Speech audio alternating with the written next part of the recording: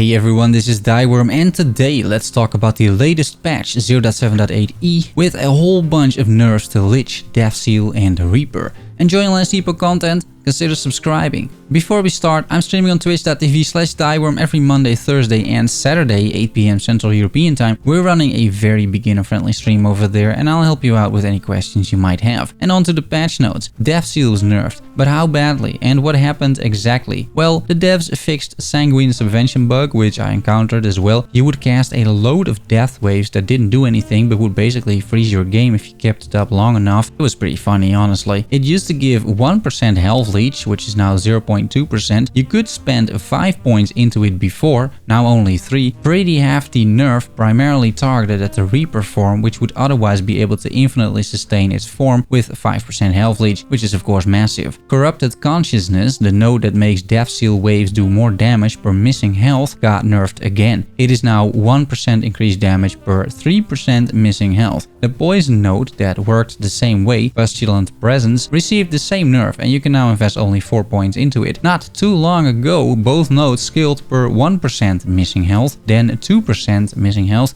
and now 3% missing health. When implementing this skill, a bunch of modifiers were additive, I think by mistake, and most of those have been fixed. It is now multiplicative, which concerns nodes like Frenzied Accord and Lethal Release, plus all the missing health nodes. This was just an oversight from the devs, I'm pretty sure, because there's no way this was intended to be additive. When looking at the death waves itself, the stuff that's cast by using Death Seal, some more nerfs are there. The base damage and added damage effectiveness are reduced by 17%, making the skill have less scaling overall. The Mortal Pulse node reduces damage by 25%, but is of course still one of the best nodes in the tree. The Plague Bearer staff was nerfed by 30% poison chance as well. Now it can roll only up to 220% poison chance. That's relevant in this context because Poison Death Seal was extremely potent. If you go through the list, you might think that Death Seal is nerfed to the ground. On paper, all of this looks pretty bad. In game, however, if you're not playing the broken build, Death Seal is still kind of fine. I ran a few monoliths and my build is completely intact, absolutely nothing wrong with it. However, if you invested time and farming into the broken build, you're going to be pretty sad because not much of that is still intact. And moving on to the Reaper form, which was rather strong in combination with the Death Seal. The health decay of Reaper form has been increased, so you drain health faster. They increased the Reap cooldown from 2 to 3 seconds, and to offset that difference they added another node that can reduce the cooldown by 34% if you spend 2 points. That's also a way to balance the skill, I suppose. And then Spirit Plague, the other newly introduced skill in patch 0.7.8. Discharge got a buff, now spreading the plague every 3 seconds instead of 4, and the bleed effects on this skill got a buff as well, allowing you to create a few more bleed stacks. Everything else was nerfed, however.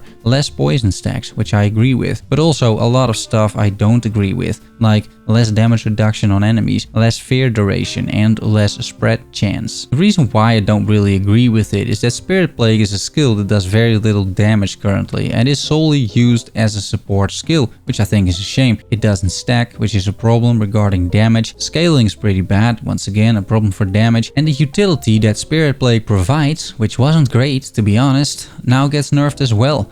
I don't think this is the right way to go. Considering you need a curse for skills like Harvest and for some other synergy, you basically can choose between Spirit Plague and Marked for Death. Now, Marked for Death is probably one of the most boring skills in the game, but also one of the more effective ones, and before the nerfs it's already the superior choice because of the increased damage and crowd control effects, and now it is clearly not getting better. I feel Spirit Plague might have a design mistake that it wants to be too much at the same time. I love the skill and I love using it, but you can't have a skill be 3 or 4 things at once that are anti-synergistic. It is a curse, meaning it doesn't stack. That basically kills any potential for doing damage with it. So I would just get rid of that part and make it more fun to use as a support skill, similar to Marked for Death, which doesn't deal damage either. Storm Totem got a 15% damage buff. It is still underwhelming though and shouldn't be taken for damage, but for support. Summon Wolf had a small rebalance, steering it a bit more towards bleed. Summoned Wraiths received a small buff as well. Their health decays slower at first, but more rapidly after a while. They deal 25% more damage, all of those versions, and the Blood Wraiths even deal around 50% more DPS. Transplant had its node ossification bone disabled, which caused immunity for a few seconds. Combined with Death Seal, this resulted in basically total immunity from damage, which was of course kind of OP.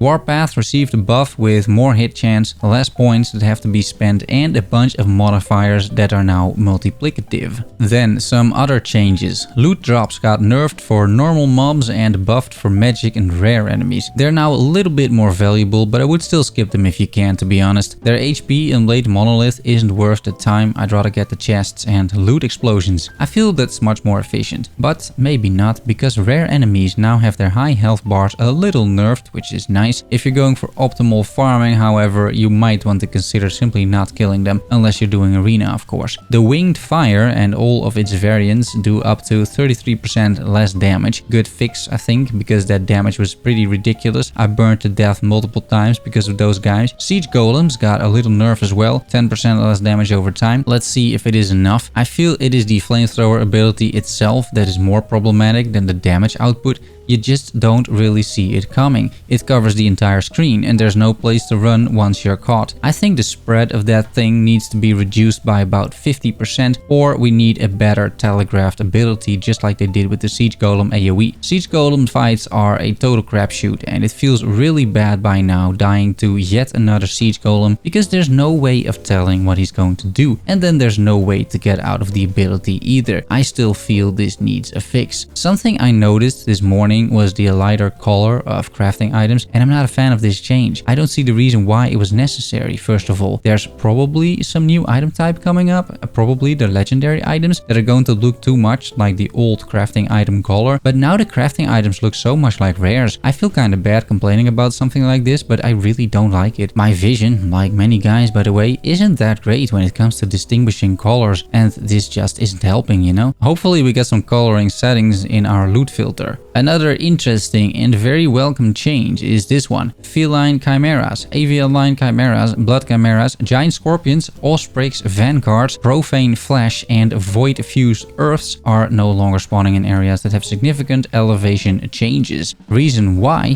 which isn't stated here, is that these guys do massive AoE effects, and on elevated grounds, those AoE effects aren't telegraphed properly. The circles that you would normally see on the ground, in this case, are actually below the ground. So you have no idea you're about to get a massive rock thrown to your head, and by the time you know, your arena run is over. It was quite frustrating, so at least temporarily enemies that do this won't spawn in those arenas. And of course there were some optimization improvements and some bug fixes. There's one point I've made before and that I want to make again. I strongly feel that out of this entire list, only a few fixes were warranted for an actual hotfix, and those are changes that were clearly design errors like the multiplicative thing, and that are clearly upsetting the players like the Siege Golems. I feel only stuff like that should be hotfixed and nothing else. People, including myself, spent a lot of time coming up with interesting and cool builds, trying to make the best out of the materials provided by the developers. Some of us are basically exploiting the game, but that is part of the charm. It's not cheating, it's just finding the interactions that are actually broken and maximizing those benefits. It is what makes action RPGs fun. It is what drives people to keep investigating, and the rewards are broken builds that reach wave 1000, even after the arena was nerfed by about 66%. That would have been wave 3000 not so long ago. The dude would have had to play for 24 hours. And why is this important?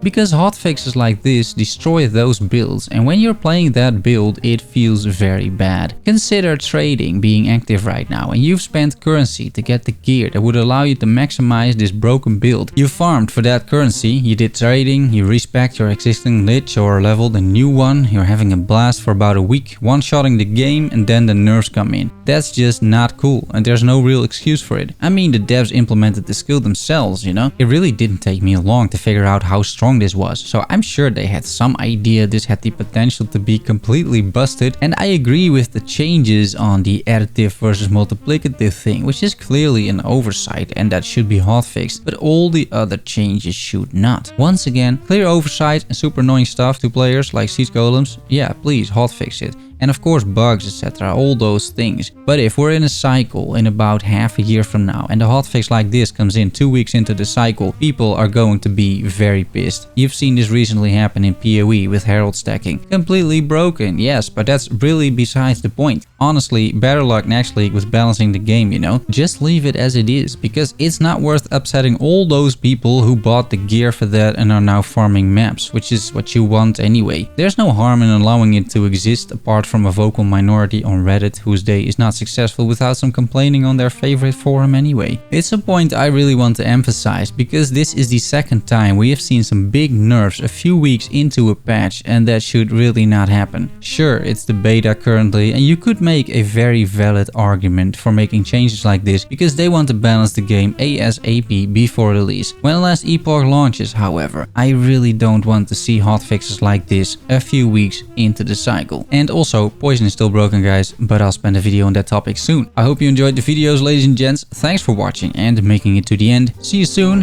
Bye bye.